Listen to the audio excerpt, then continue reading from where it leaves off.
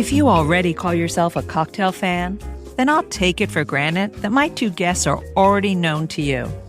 If not, I am proud to introduce you to the cocktail lovers. I'm Susan Schwartz, your drinking companion, and this is Lush Life Podcast. Every week, we are inspired to live life one cocktail at a time. Who are the cocktail lovers? Just the industry icons who launched the award-winning The Cocktail Lovers magazine 11 years ago. Individually, they are Sandra Lawrence and Gary Sharpen.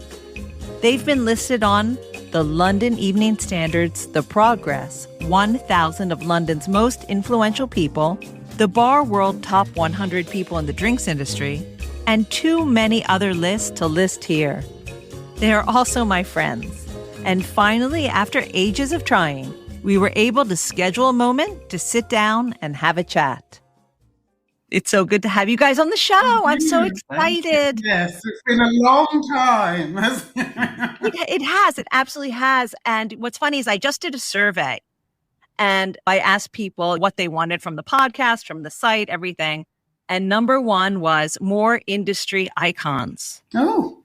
And so you couldn't be more industry icons. And I'm not just saying that to make you feel good. No, you are totally industry icons. So I'll take that. Thank you. So I am so honored to have you. So thank you very much for being here. Now, what really, really interests me is how people got where they did in this industry. So I know a lot of people just ask you about the magazine, but we're going to go all the way back to what drew you into this industry, both separately and together. So why don't we start with the lady? Why don't you tell us a little bit about you, where you grew up, and all of that stuff? About life BC, as in life before cocktails. There was BCL, I guess.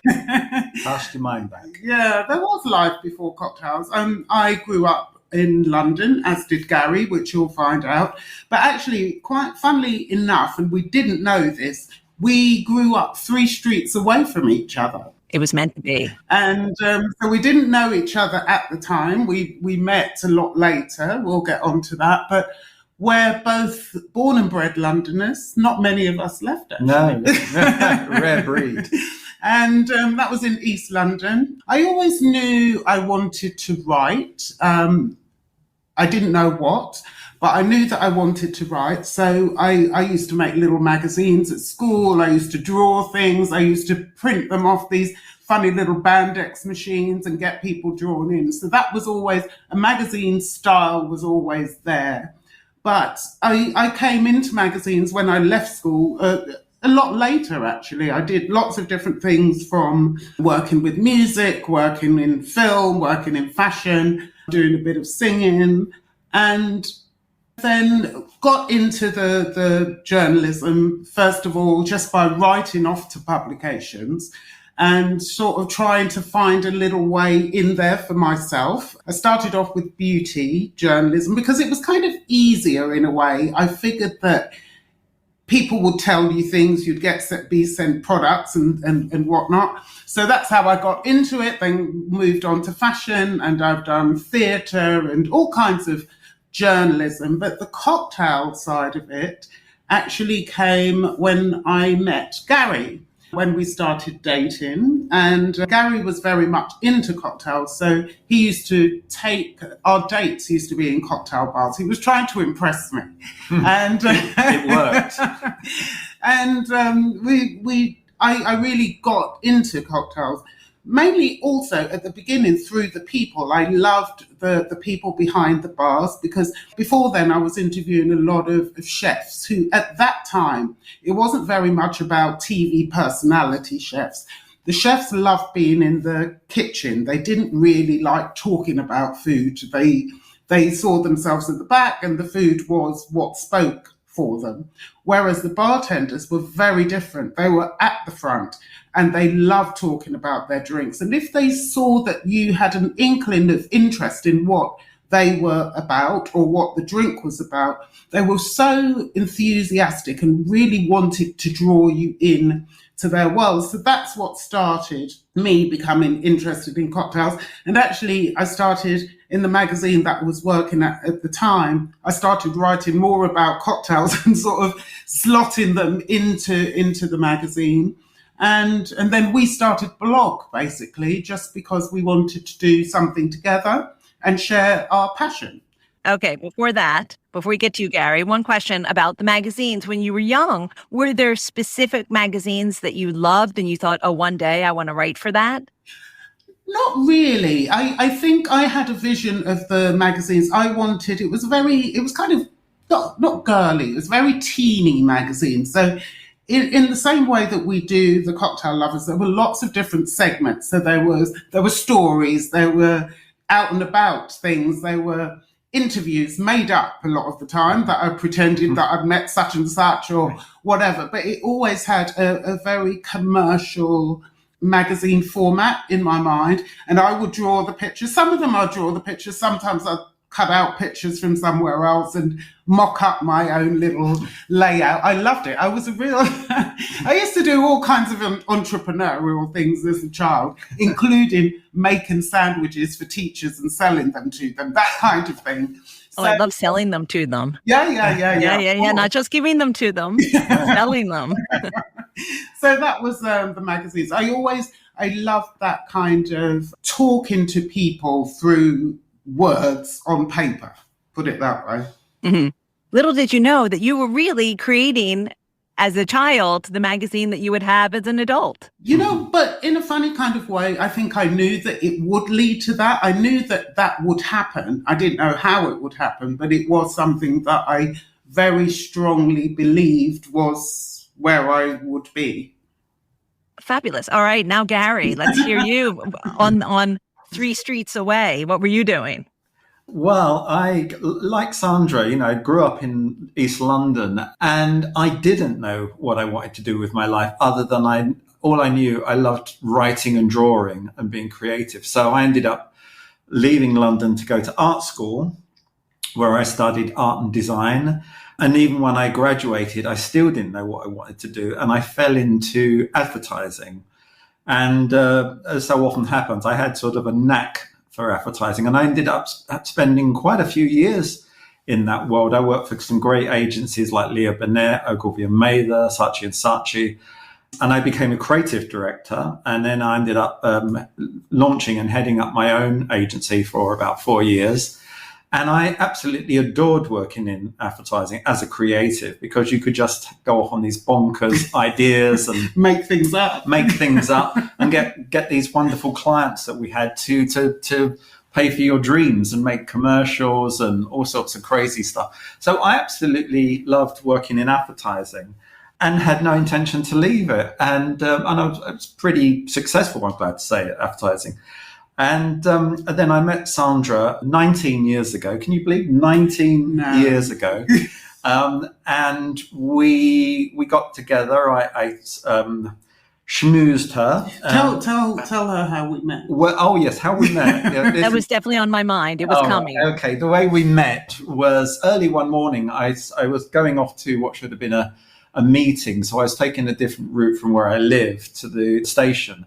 And I saw Sandrae in the street, and she looked very elegant. And bearing in mind, this is early in the morning, everyone's going to work. She looked very elegant, very graceful, had a nice aura about her.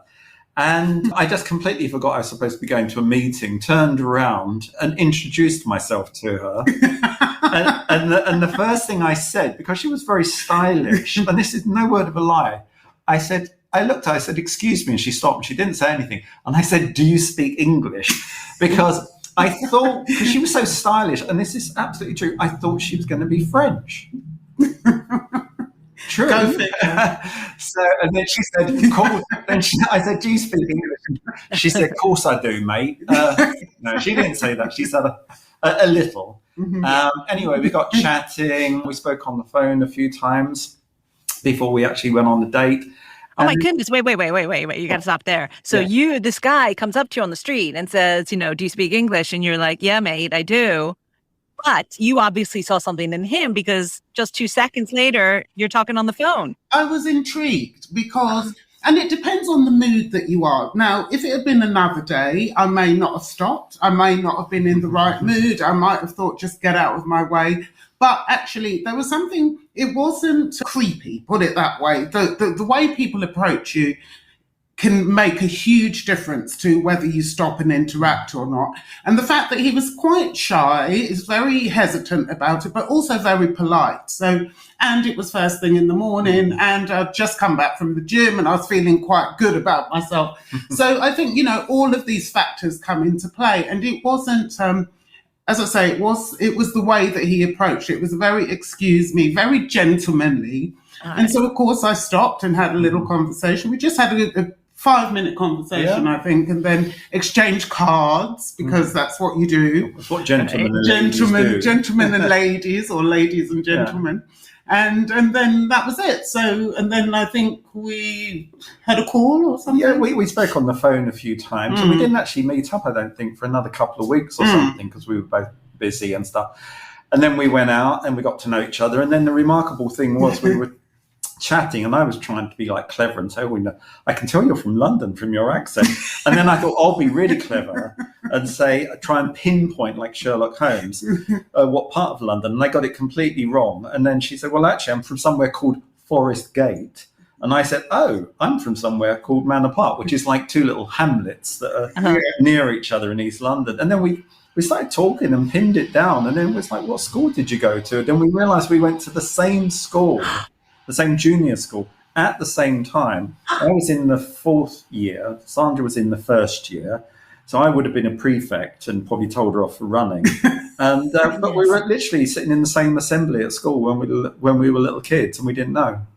That's insane. That's insane. Now, before we get to the first cocktail, just one thing about your childhoods. Did your family drink? Having a cocktail at 5 or wine at the table? Was that around or part of your life, your culture before meeting each other? Cocktails, no, but coming from a West Indian family, drinks are very, very much part of culture and growing up and being with friends and family. So my parents they had a bar in the house, which was very much those old-fashioned, almost looked like a ship front, those kind of bars. And there was always some rum. There was always some white rum from the Caribbean that somebody had probably smuggled back in their suitcase. Then there would be other whiskies and things like that. It was about hospitality. And I would say that my parents were very much like that. People would turn up unannounced. There'd always be drinks. There'd always be food. And as for children, us growing up, we were around drinks, and my grandma, who I used to spend a lot of time with, actually, she always used to give all of us kids some whiskey with orange squash in it. So I love that, Grandma. My grandmother was a drinker too, that way as well. It's funny. Yes, we love our grandmothers who drink. Yes, indeed, indeed. So, what about you? For me, I mean, at home, not really, apart from sort of Christmas and 1 or 2 special occasions. We didn't really drink much at home. But for me, where I found my love of cocktails was quite extraordinary, I think, because when I was a child, and I'm talking about like when I was like 10 or 11, I lived in a fantasy world, and I used to love, and still do, I loved old Hollywood movies. I loved old kind of TV. And the reason for that, I kind of saw these guys who dressed really well. They always had great suits. They went to these clubs with names like the Blue Parrot or the Hidden Lagoon. Or El Morocco. Yeah, exactly. And so I'm talking about people like Cary Grant, Humphrey Bogart, in England, John Steed in The Avengers. And these guys, they wore these great suits, and they would go to these places with these wonderful women on their arm, and then they would drink cocktails. So as a child, I thought, right, when I grow up, I don't know what I'm going to do for a living, but I'm going to be like them. I'm going to drink cocktails. I'm going to go to exotic places, wear nice clothes, and hang out with these exotic women and drink cocktails. So and I was a kid in the East End. I had no idea that wasn't supposed to be what you did. And then when I grew up, I just thought, I'm going to become that character. And I did, when I worked in advertising, it's funny because I was the only creative person who used to wear like suits and ties because I wanted to look like Cary Grant when he worked in advertising. All my peers wore T-shirts and jeans and trainers. but it gave me a standout. And also when I got my first proper paycheck a job, and I thought, wow, actually got some money for once in my life. And I actually went to, because at this period, I'm talking in the 80s, the bar scene in London was pretty thin, apart from Dick Bradfield, but even he wasn't on the scene then. So I literally took myself off to the American bar at the Savoy on my own and went in there and ordered a martini. And in my mind, I thought, Have you tasted a martini? At last, I've arrived in the life I want. I'm wearing a suit, sitting in the Savoy, drinking a martini. When you saw the TV show Mad Men, you must have thought, okay, even though that's in the late 50s, early 60s, oh my God, this is my life. Well, by then, some of it, obviously. I'd left advertising by then, but I thought, oh my God, they've just ripped me off and taken my life story and said it in America, when we all know that Don Draper was actually Gary Sharpen living in London. Right. You know? So I'm still waiting for my royalty for that show. Yes, and you answered my question about what was, the first cocktail experience. You said the Savoy. It was the 80s. What other bars were you exploring then or drinking in then? Well, it's funny because I think Sandrae and I, again, we would have crossed paths without knowing. But in the early to mid 80s, there was a little bit of a cocktail revival. There was a scene. It wasn't was necessarily about great cocktails. No. There were certain places. So at this stage, I was working with a photographer.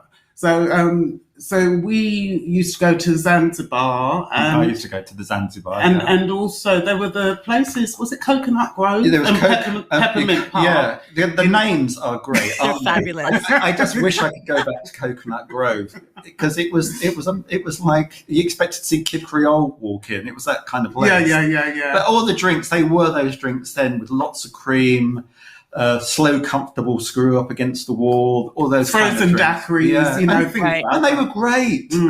But it was very much a scene. So it was about going out, being seen, being young people, having fun in these glamorous places, So actually, it's still the same. It's just different places and much better drinks, So. And then your worlds collided, and you must remember the first cocktail you had together. Please tell me you do. No, I probably would have ordered a martini because it's my go-to drink even now. But I meant the first cocktail place, at least. Oh, the cocktail place. Oh gosh. I tell you, it was at the Trafalgar. The Trafalgar. Yeah. Rockwell at the Trafalgar. We used to go there quite a lot. It was a really good spot at the time.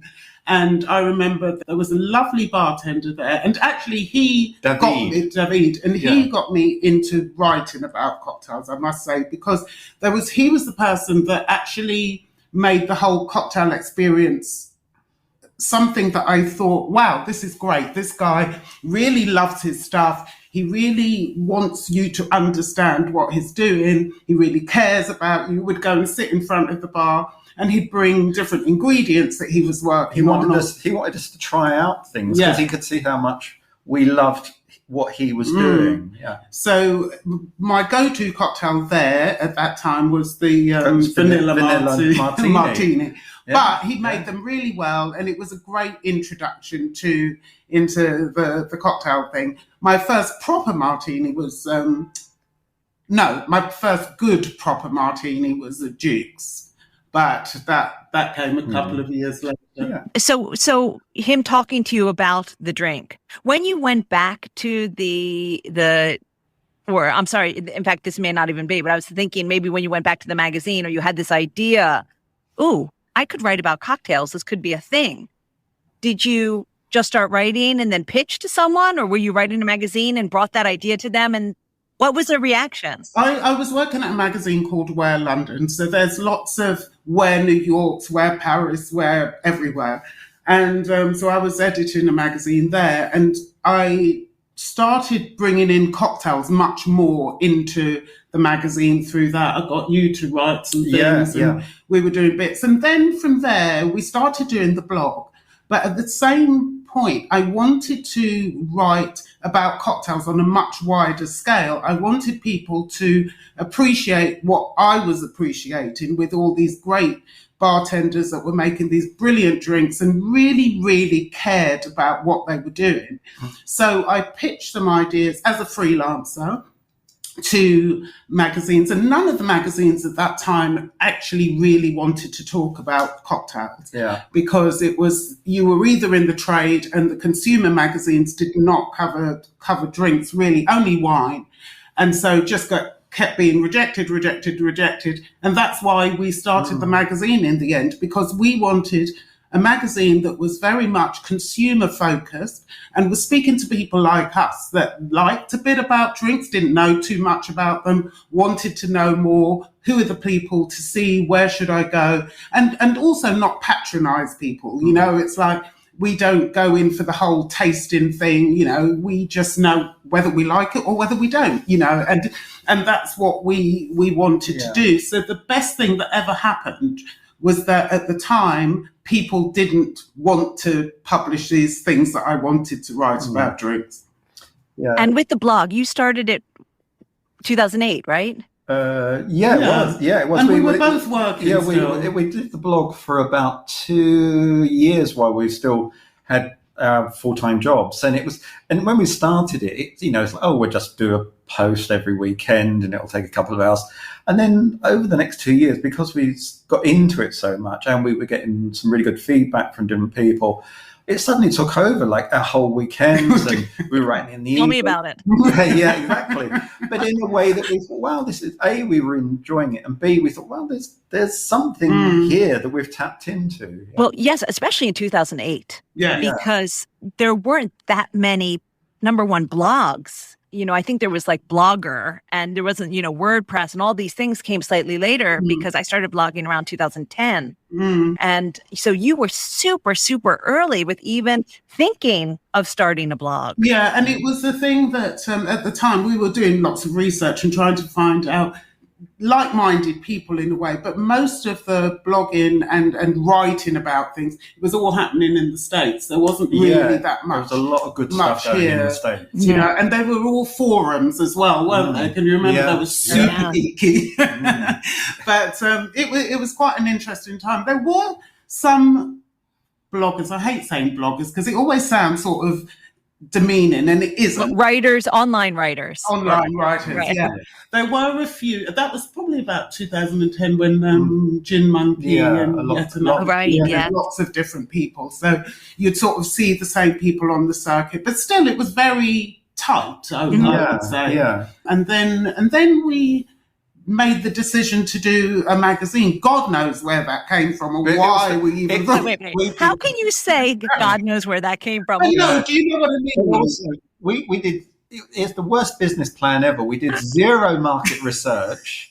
You were born to do this magazine. We're both creative people, so we had no business sense whatsoever. And we just said, hey, let's launch the magazine that we want to read. Yeah. And gave up our jobs to do it. But I think sometimes ignorance is bliss, because we knew the one thing we did have was passion, and we did know that intrinsically we knew it would work. In the same way that Gary said you didn't know what you wanted to do when you were growing up. You knew you wanted to be drinking cocktails and wearing suits. I knew I wanted to have a magazine. So somehow we made our dreams come true. Yeah.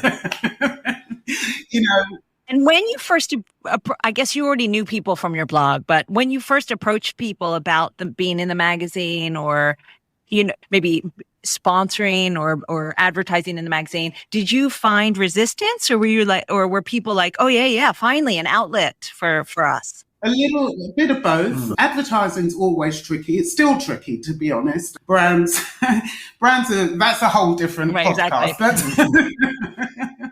But to get people involved, when we started the blog, say, we were just doing it. We weren't actually looking for contributors or anything. We just used to go to bars and write about what we saw. Luckily, part of my job was I was editing this other magazine, Where London, so I could get some review things from that. So we were doing, some of the reviews were covered from work, and others we were doing off our own back because there were places that we thought that we should go and we wanted to uncover them. But once the magazine started, by that time we'd actually built up a network of people that liked what we did. They liked our writing style because it was very much a lifestyle-y writing style that I don't think there was too much of that in the drinks community. Yeah, I think the other thing that's worth saying as well on that is when we first started writing this sort of online sort of piece together, and we spent ages trying to think what to call it. Oh, yeah. And the reason we came up with the Cocktail Lovers was it was kind of like two meanings. One, we were lovers because we weren't married, but we were lovers, and we loved cocktails. So the Cocktail Lovers. We thought, that's clever. So that's what we called ourselves and called what we did. But also the other important thing about that, we made a very conscious decision when we started writing. Because that time we were writing largely about bars that we visited. And we made this conscious decision that we weren't going to be those smart foodie writers that trash restaurants. Because we've both always hated that kind of thing of someone who writes a review of a restaurant. And bearing in mind, the founders of that restaurant may have put 5 years of their life into it, all their savings, and then some smart aleck comes along and trashes it. And we thought, we don't want to do that in the cocktail world. So we're not going to lie. We're not going to say we had a great experience when we had a bad experience, but we're going to be passionate and positive and say, we went to this place, we loved it, here's why, we think you'll love it too.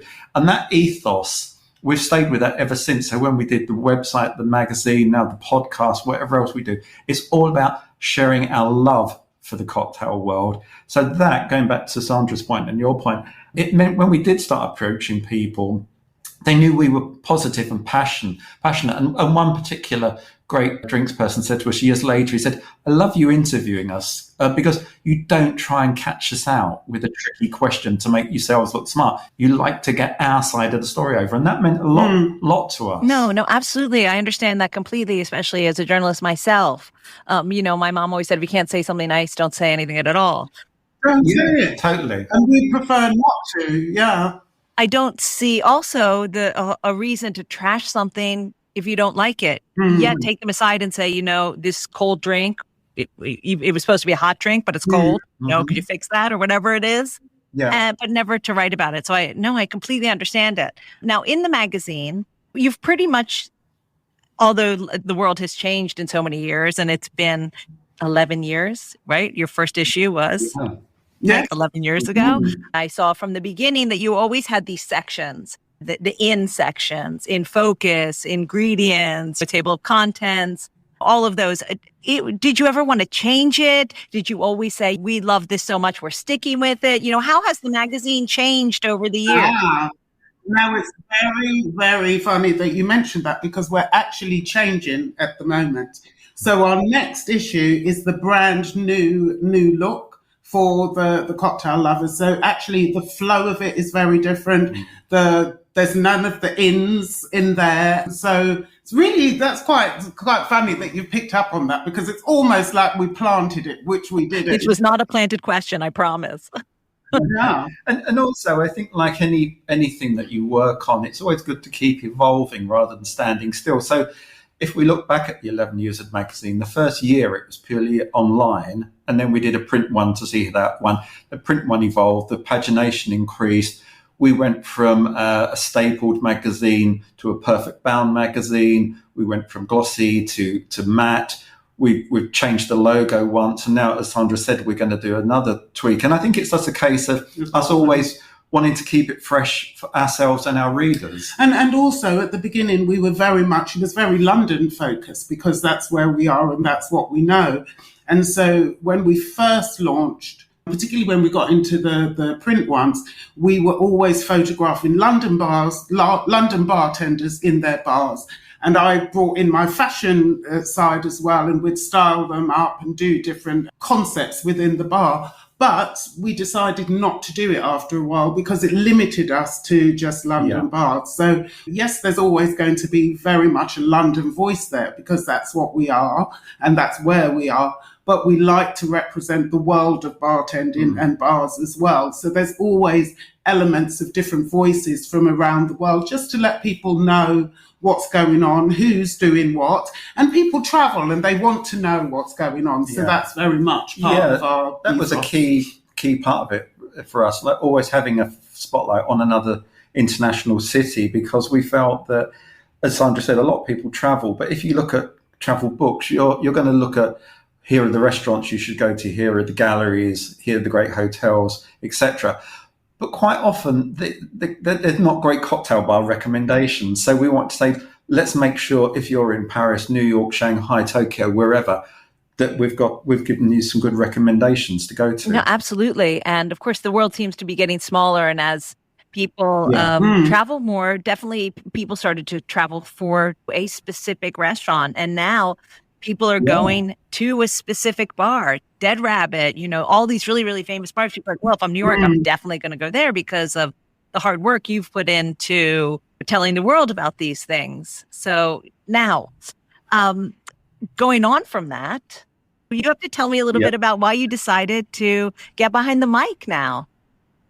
It took a while, actually. A couple of people had asked us if we thought about doing it, and we're like, absolutely not. Why would we want to do that? But actually, it came. We did an interview with we were on Hannah and Michael's podcast, and and they asked us. Well, they sent us a thing saying you definitely should do it, blah blah blah, and then finally, for some reason, the penny dropped, and we were like, let's just give it a go. And actually, I love it because writing, you know how difficult writing can be. Talking, just the two of us talking together and actually having the podcast, which we still have in a magazine style format. So there's an interview, there are product reviews, there's bar reviews and a book review. Yeah.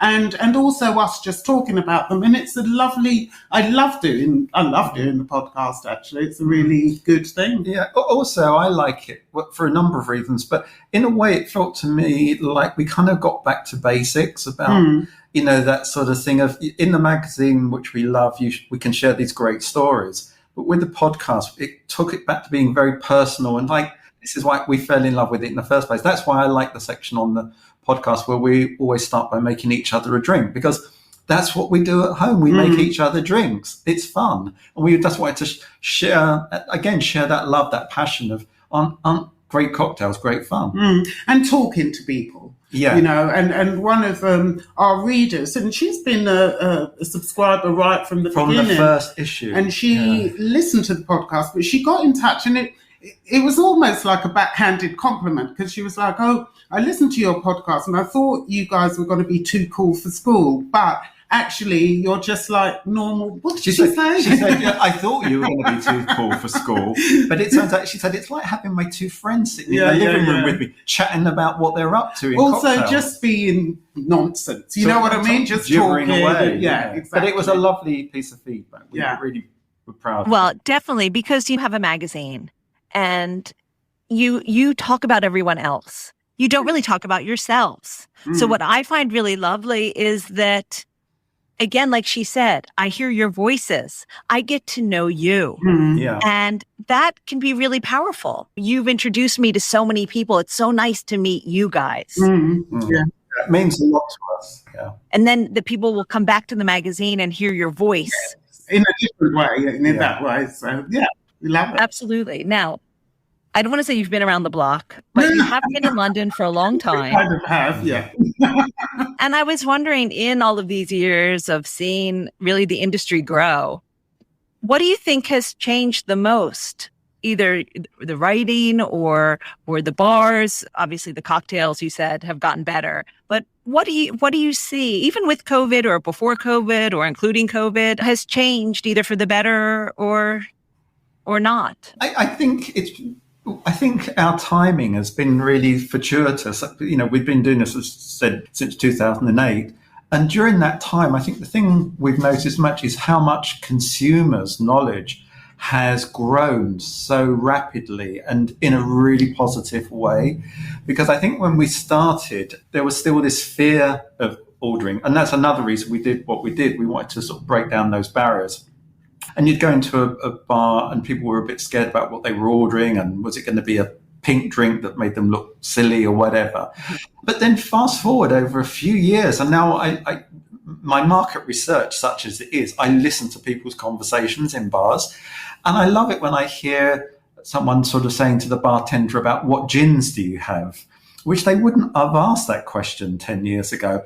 Or they'll sort of say, oh, I like my drink this way. And not in a horrible way, in a really like, oh yeah, I like I like my martini a little bit sweeter or whatever. And I really like the fact that consumers are more confident, they're more knowledgeable.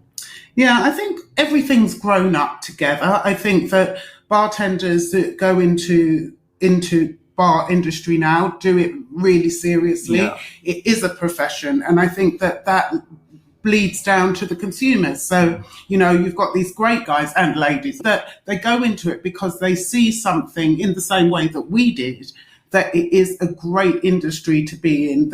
I always say this, that bartending or getting a great cocktail, it's about history, it's about art, it's geography, it's culinary. There's so many things that go into creating a cocktail. And I think that has fed down to consumers. And also there's a much bigger appreciation for cocktails.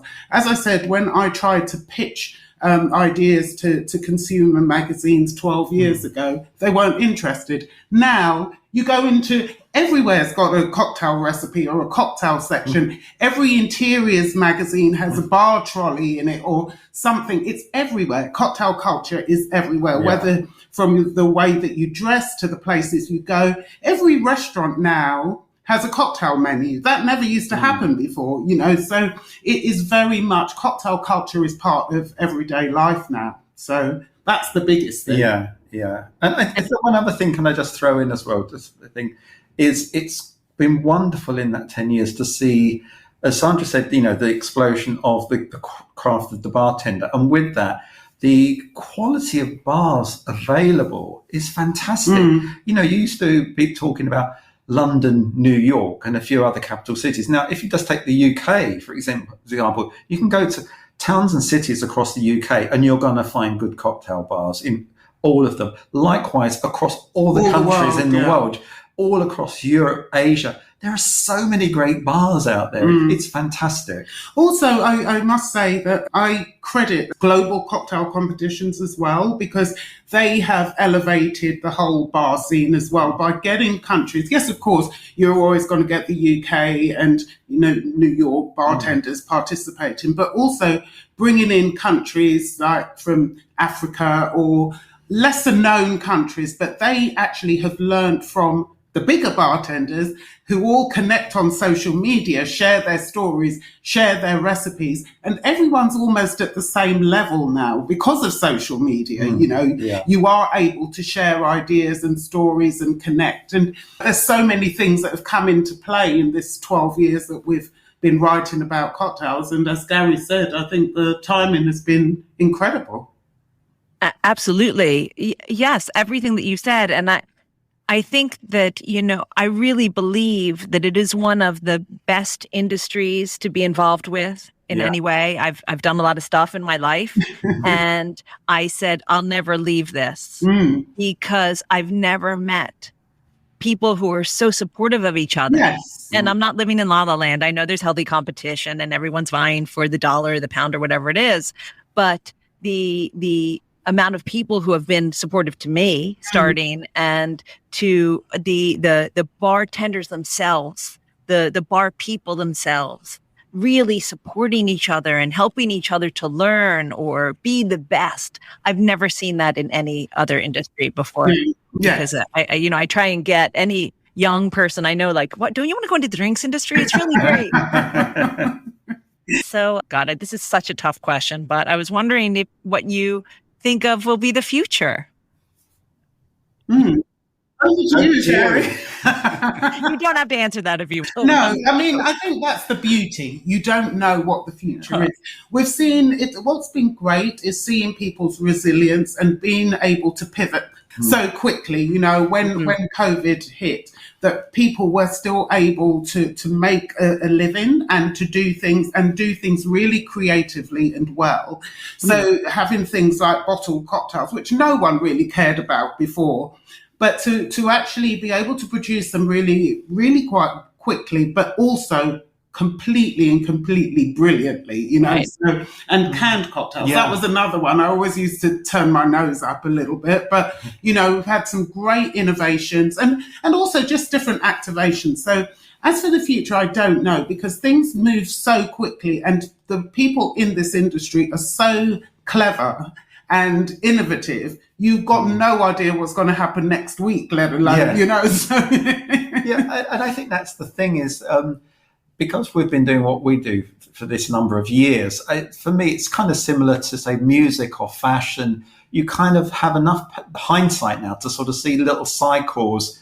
And I think that's interesting for us because we, as Sandra said, we don't know what's coming next, but we know it's going to be exciting because no one is going to stand still. It's not like, oh, we've all found the ultimate cocktail recipes. There's no more to do.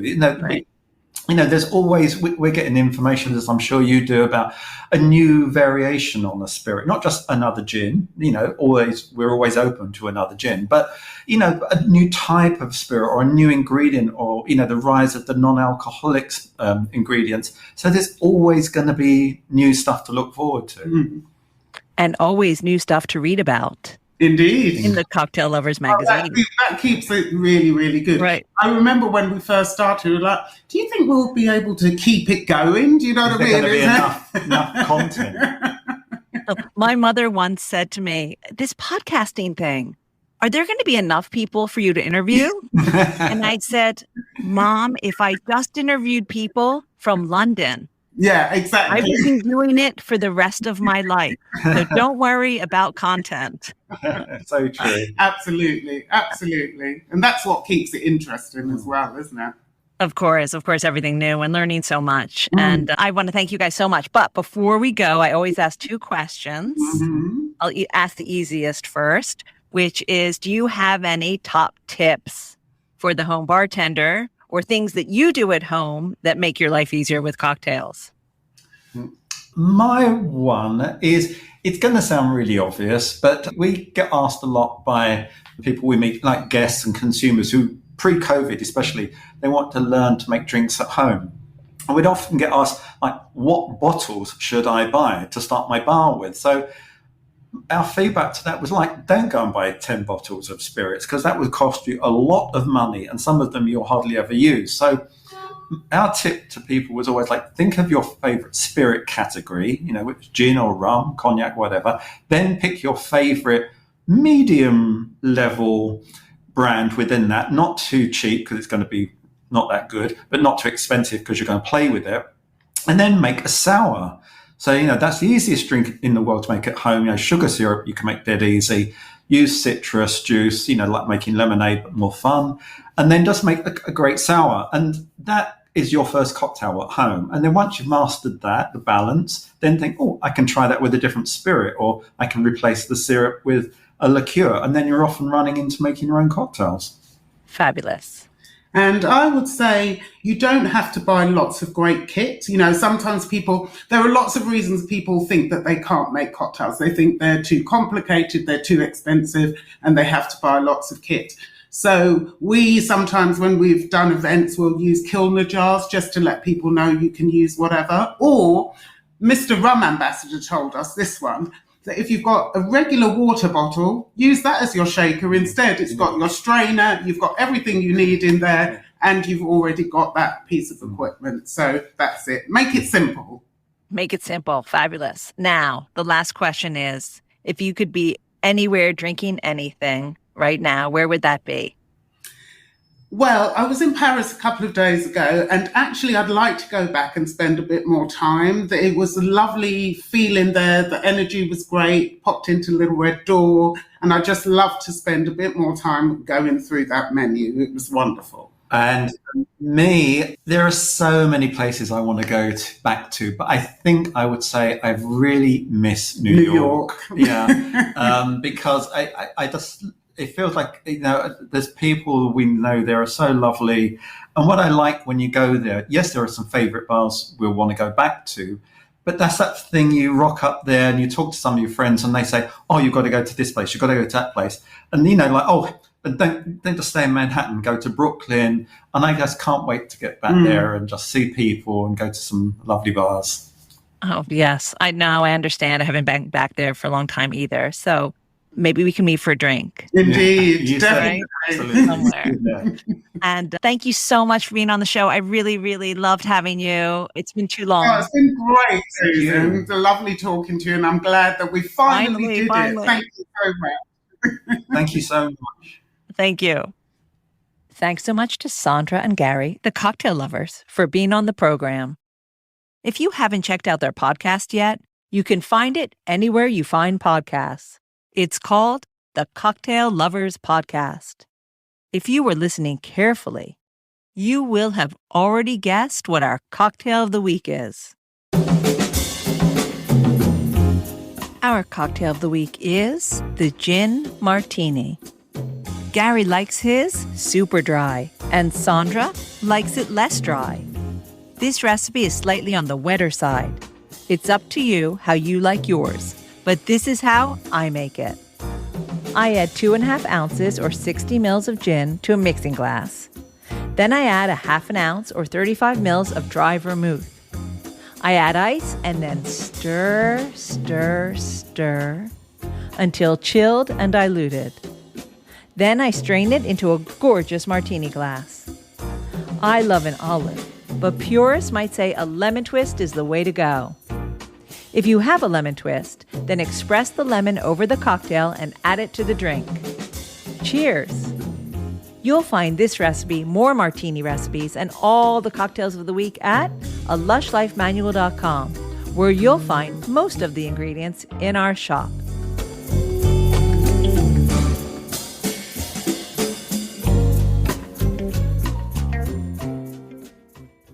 I hope everyone had a lovely holiday. We are back to go, go, go, and heading off to Tenerife next week. Yes, it's work, I promise. So if you live for Lush Life, make sure you head out to the bars and restaurants you love and tell them how much you love them. Theme music for Lush Life is by Steven Shapiro and used with permission. And Lush Life is always and will be forever produced by Evo Terra and Simpler Media Productions. Which leads me to say the wise words of Oscar Wilde, all things in moderation, including moderation, and always drink responsibly. Next time, cocktails are going to the dogs. No, the cats. The wild cats. Until that time, bottoms up.